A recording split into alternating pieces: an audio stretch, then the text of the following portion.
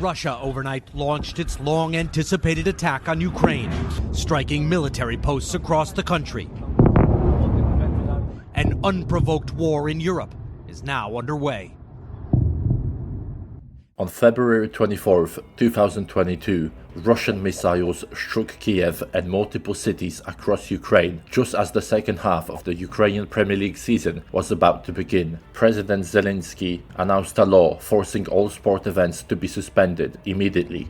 At the time, Shakthar Donetsk were top of the table, 2 points ahead of Dynamo Kiev, but none of it mattered anymore. The league would never resume, players went into hiding, and foreign players fled the country. By summer though, the Ukrainian Premier League made an announcement. The 22-23 season would begin in August, under strict conditions. No fans, constant military supervision, and matches only in the safest western and central cities like Kiev or Lviv. You could say there is no reason for having a football league play during the war, but it shows the importance of football as a way of unifying people and lifting up the mood. However, the league would start without 2 teams, Mariupol and Desna, who withdrew from the league due to severe damage caused by the war. Both teams haven't played since, but were awarded rights to play in the Ukrainian Premier League in the future case of restoring their infrastructure. The league also returned without many players. That's because there was a FIFA regulation that allowed players to suspend contracts with Ukrainian clubs. Marlos and Dentinho,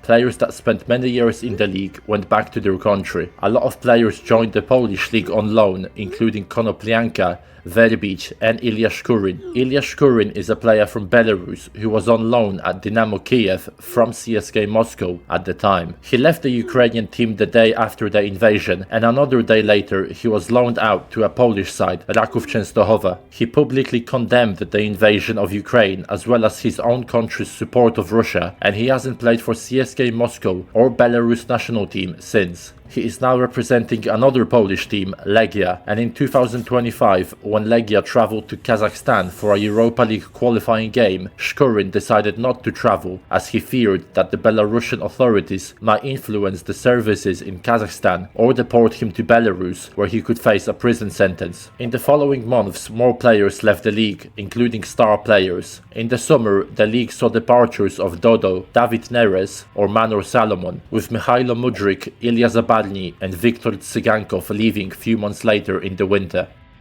But this wasn't a return to normality. Far from it, most clubs could no longer play in their home stadiums. Instead, matches were relocated to safer regions like Lviv or Kiev. All games were held behind closed doors, no fans and no atmosphere. Players underwent special training to prepare for potential airstrikes, learning how to seek shelter if a siren sounded mid-match, and that training was put to the test immediately. On the opening match day, a game between Ruch Lviv and Metalist Kharkiv was interrupted 4 separate times by air raid sirens. It wouldn't be the last time either. Such disruptions became part of the new football reality.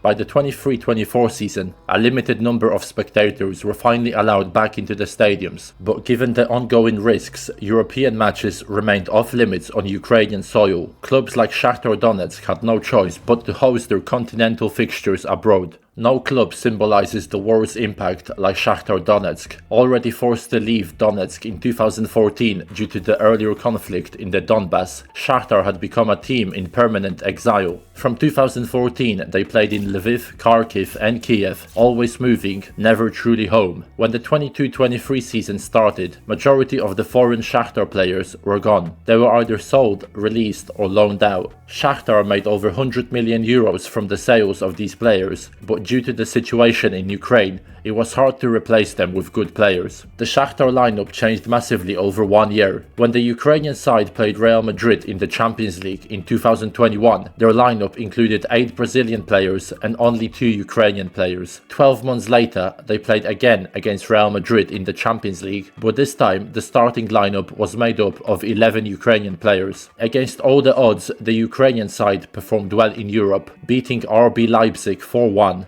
drawing twice with Celtic and once with Real Madrid. In their home game against the Spanish Giants, which they played in Poland, they were minutes away from getting a surprise win before Antonio Rudiger equalized in the 95th minute. Mikhailo Mudryk was a player that was especially impressive during these matches, and his form gained him a big money move to Chelsea. A part of that transfer fee went to Ukrainian soldiers as well as war victims. In their domestic league, they had slow starts and were pushed by new challengers like Dnipro 1 or Kryvbas, but their late season form has allowed them to win the titles in 2022-23 and 23-24 seasons. Shakthar started to spend more money recently on foreign talents, spending over 50 million on these 4 Brazilian youngsters, but so far these players haven't set the league on fire like the previous generations of Brazilians at Shakthar. This resulted in them failing to win the title in the 24-25 season and finishing in the 3rd place. The team that took the title from them is none other than Ukraine's most historically successful club, Dynamo Kiev.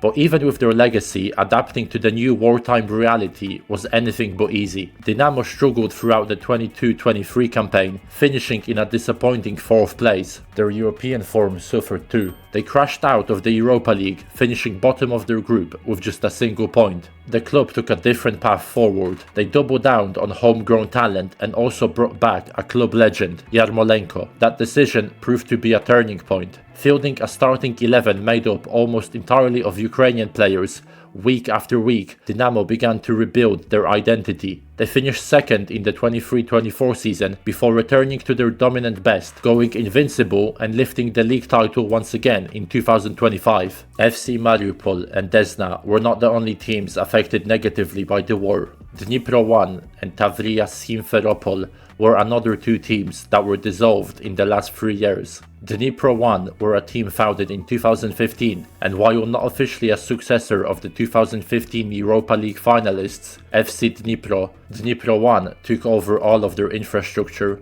including its academy. Interestingly, their club owners Andriy Rusol, an ex-FC Dnipro player, and Maxim Bereza decided to adopt an emblem and name similar to the Special Task Patrol Police Dnipro 1. The Dnipro 1 Ukrainian Volunteer Battalion formed during the initial phase of the war in Donbass and was once led by Maxim Bereza's father, Yuri Bereza. The club quickly climbed through the ranks of Ukrainian football, starting from 3rd division in 2017 and had their best moment in the 22-23 season when they finished 2nd and when their striker was a certain Artem Dovbek, who became the league goalscorer in that season, scoring 24 league goals. But just like FC Dnipro, Dnipro 1 ran into some financial troubles and withdrew from all tournaments for the 24-25 season. It's also important to note that although Dnipro 1 wasn't officially a successor of FC Dnipro on paper, many people claim that Ihor Kolomoisky, the owner of their original Dnipro team, didn't want to pay debts, so the original Dnipro disappeared and a new club was founded. Kolomoisky was secretly funding the club, but in 2023 was arrested for his financial misbehavings, which led to the decision of ending the existence of Dnipro 1.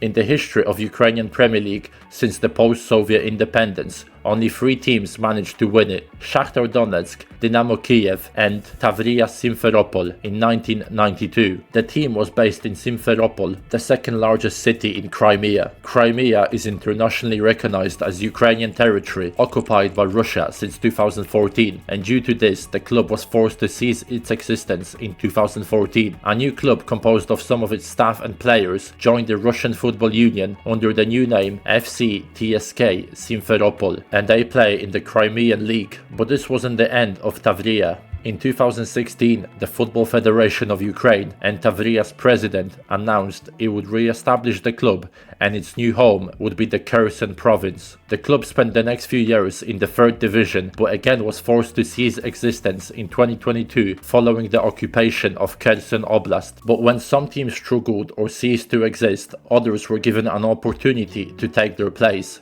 One of those being FC Policja Zhytomyr, a team that made their debut in the top division in the 23-24 season. Since 2021, the club has been financed by the BGV Group, which controls a network of retail stores. While many other clubs struggled financially, Policja spent over 10 million since 2022, more than Dynamo Kiev, and only less than one team, Shakthar Donetsk. They have invested that money wisely as in their debut season in the top flight, they finished in the 5th place. They followed that up by finishing in the 4th place the season after. A fun fact about this team is that this team is the team for which Alexander Usyk played in a friendly a couple of years ago. Another club who took the opportunity to shine was FC Kiev, a team that already played in the top division for over 20 years but went bankrupt in 2013 and was expelled from the Ukrainian top division. In 2017 the club was re-established and had to start from the 4th division, and in 2022 the president of Ukraine used his political influence to help revive the club as a professional side. Zelensky was a boyhood fan of the club and even took the symbolic first kick in their first match back.